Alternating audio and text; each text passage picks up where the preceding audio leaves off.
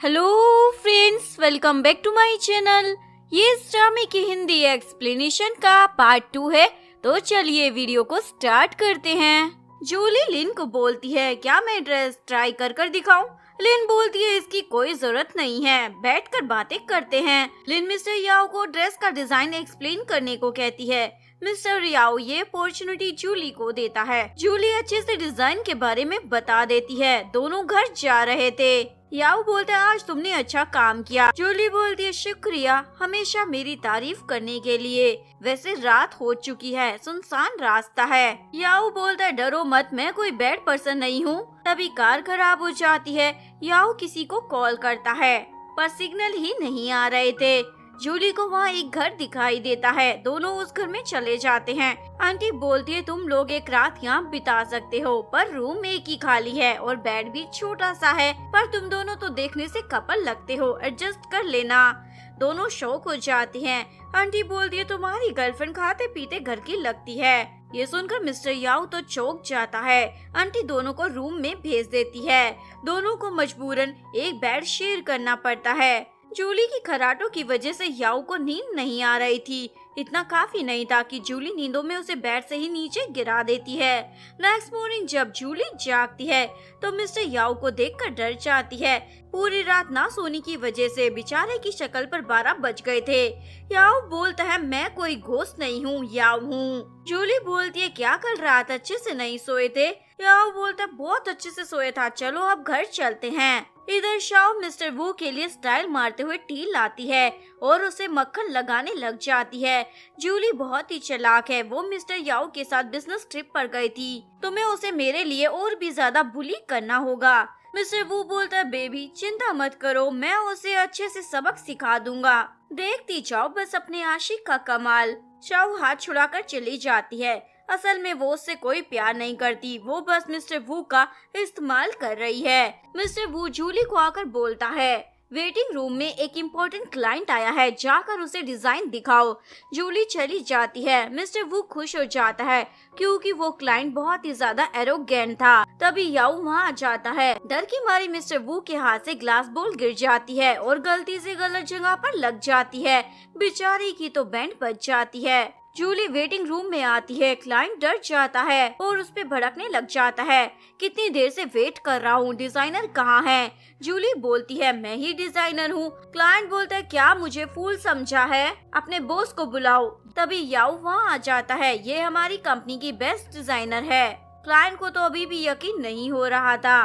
जूली बोलती है, अगर आपको मेरे बनाए डिजाइन पसंद नहीं आया तो मैं आपसे एक पेनी भी नहीं लूंगी।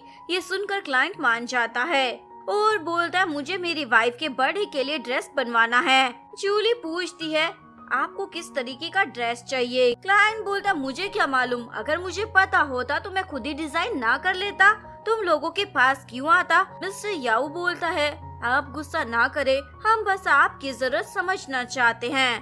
क्लाइंट बोलता, मुझे नहीं पता, आप लोग बस मेरी वाइफ के लिए बढ़िया सा ड्रेस बना देना और पैसों की चिंता मत करना, मेरे पास बहुत है। ये बोलकर चला जाता है। मिस्टर याओ सोचता है, ये डिजाइन बनाना काफी मुश्किल है क्योंकि क्लाइंट ने अपनी जरूरत नहीं बताई और डील कैंसिल करने वाला था। तभी मिस्टर वू वहाँ आ जाता है और जूली को बोलता है, पहली बार कंपनी ने तुम्हें प्रोजेक्ट दिया है, आई होप तुम क्लाइंट को निराश नहीं करोगी। मिस्टर याओ बोलता है, लगता है तुम इस प्रोजेक्ट को लेकर कुछ ज्यादा ही सीरियस हो। वो बोलता है, मैं तो हर प्रोजेक्ट को लेकर ही सीरियस रहता हूँ। ये बोलकर चला जाता है। याओ बोलता है, तुम इसकी बातों में मत आना, मैं कॉन्ट्रैक्ट कैंसिल कर देता हूँ। जूली बोलती है, मैं ट्राई करना चाहती हूँ। लिन बोलता है, ठीक है, तुम्हारी मर्जी। जूली क्लाइंट को डिजाइन दिखाती है पर क्लाइंट को वो डिजाइन बिल्कुल भी समझ नहीं आता। क्या तुम लोग मुझे फूल बना रहे हो? लास्ट चांस दे रहा हूँ, कल अगर अच्छा डिजाइन नहीं दिखाया तो मैं तुम लोगों को बर्बाद कर कर रख दूंगा। पूरा दिन जूली डिजाइन बनाने का ट्राई कर रही थी पर उससे नहीं हो रहा था। याओ उसके लिए कॉफी लाता है। जूली बोलती है, तुम अभी तक घर नहीं गए? याओ बोलता है, तुम थक गई हो, चलो बाहर चलते हैं। जूली चली जाती है और बोलती है, मुझे नहीं लगता मैं एक डिजाइनर बनने के लायक हूँ। याओ बोलता है, तुम्हें बस क्लाइंट की जरूरत को समझने की जरूरत है, जैसे किसी को कुत्ता पसंद है, किसी को बिल्ली। जूली बोलती है, पर क्लाइंट ने तो ये हमें बताया ही नहीं है ना। कि उसे कुत्ता पसंद है या बिल्ली। याओ बोलता है स्टूपिड, उसके बिहेवियर से समझना होगा हमें। अभी जूली के दिमाग की बत्ती जल जाती है और उसे समझ आ जाता है क्लाइंट को ट्रेडिशनल टाइप की चीजें पसंद है। जूली उसे हग कर लेती है और थैंक यू बोलकर चली जाती है। नेक्स्ट डे क्लाइंट को वो ट्रेडिशनल ड्रेस का डिजाइन बहुत ही ज्यादा पसंद आता है, जैसे वो यही चाहता था। याओ बोलता है आप मुझे मैडम का साइज बता दे, हम उन्हीं के नाप का ड्रेस बनवा देंगे। क्लाइंट बोलता है जूली के जैसे ही फिगर है। जूली तो शर्माने लग जाती है, क्या सच में भाभी का फिगर भी मेरे जैसा है? यानी उसे लग रहा था वो पतली होगी। नेक्स्ट डे दोनों क्लाइंट को वो ड्रेस हैंड ओवर करते हैं। क्लाइंट की वाइफ को वो ड्रेस बहुत ही पसंद आता है, पर साइज देखकर चौंक जाती है और अपने हस्बैंड से पूछती है किसके लिए बनवाया है। जूली तो डर जाती है। क्लाइंट जूली पर ही चढ़ जाता है। जूली बोलती है आप ही ने तो कहा था भाभी का फिगर मेरे जैसा है। क्लाइंट बोलता है तो क्या तुम अपने आप को जीरो फिगर वाली समझ रही हो? जरूरत से ज्यादा मोटी हो, दिखता नहीं है क्या? ये सुनकर क्लाइंट की वाइफ अपने पति को ही सुनाने लग जाती है, यानी तुम मुझे मोटा बोल रहे हो? अब तो मैं यही ड्रेस पहनूंगी, और अपने हस्बैंड को पीटते हुए वहाँ से ले जाती है। मिस्टर याओ ये सब देखकर स्माइल कर रहा था और बोलता है तुमने जानकर उसे छोटे साइज वाली ड्रेस दी थी ना? जूली भी झूठ बोल देती है हाँ। शाओ को गुस्सा आता है उन दोनों को साथ देखकर। मिस्टर वू को बोलती है हमारा प्लान फ्लॉप हो गया है। वो बोलता है चिंता मत करो मेरी जान, मेरे पास एक और आइडिया है। जूली नेक्स्ट क्लाइंट के लिए डिजाइन तैयार कर रही थी, जिसे ऑफिस के बाद शाओ चुरा लेती है। नेक्स्ट डे मीटिंग में मिस्टर वू वही डिजाइन दिखाकर तारीफ कर रहा था, ये शाओ ने बनाया है। जूली बोलती है ये डिजाइन मेरा है। शाओ बोलती है तुम्हारे पास क्या प्रूफ है? जूली को गुस्सा आ जाता है क्योंकि प्रूफ तो नहीं था। मिस्टर वू बोलता है तुम्हें शर्म नहीं आती किसी और के डिजाइन को अपना कहते हुए? निकलो यहाँ से। मिस्टर याओ बोलता है बिना इन्वेस्टिगेशन के कैसे कह सकते हैं ये शाओ का डिजाइन है? मिस्टर वू बोलता है आप जूली की कुछ ज्यादा ही साइड लेते हैं, क्या आपको डर नहीं है? ऑफिस में सभी आपको लेकर गॉसिप करेंगे। ये सुनकर याओ की बोलती भी बंद हो जाती है। जूली शाओ से पूछती है पक्का ये डिजाइन तुम्हारा है ना? शाओ हाँ बोल देती है तो जूली उस डिजाइन के चीथड़े उड़ा देती है, तो तुम तो दोबारा भी बना सकती हो ना? शाओ को तो गुस्सा आ जाता है, इसलिए अपनी चमची के साथ उसके पास आती है और जूली के वेट का मजाक उड़ाने लग जाती है। जूली गुस्से में खड़ी होती है तो कॉफी शाओ पर ही गिर जाती है। जूली बैठकर रो रही थी। याओ उसे आकर समझाता है एक दिन तुम बेस्ट डिजाइनर बनोगी।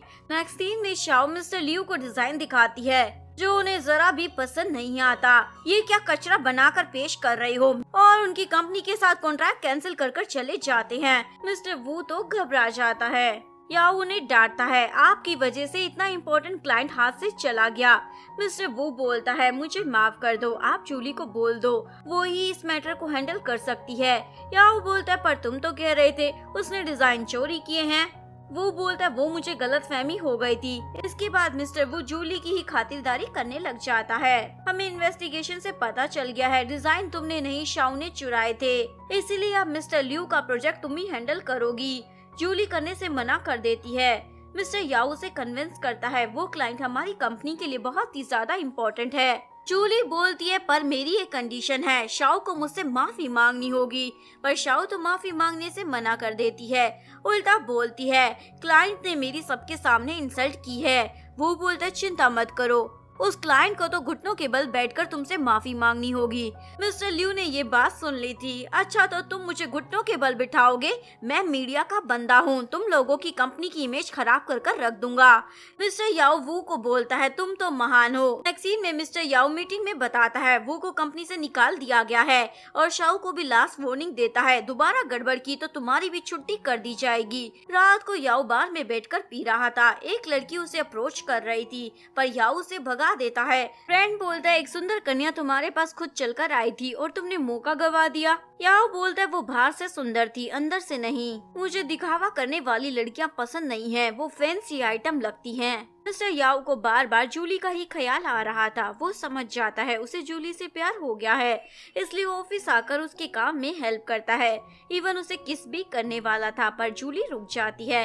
नेक्स्ट डे दोनों मिस्टर लियो के ऑफिस आते हैं पर गार्ड उन्हें अंदर नहीं जाने देता। ओनली कंपनी के एम्प्लॉय अंदर जा सकते हैं। दोनों से फूल बनाकर अंदर भाग जाते हैं और छुप रहे थे। जूली याओ को बोलती है अच्छे से छुप जाओ नहीं तो पकड़े जाएंगे। लेकिन तभी गार्ड जूली के पेट को देखकर उसे पकड़ लेता है। याओ हंस रहा होता है।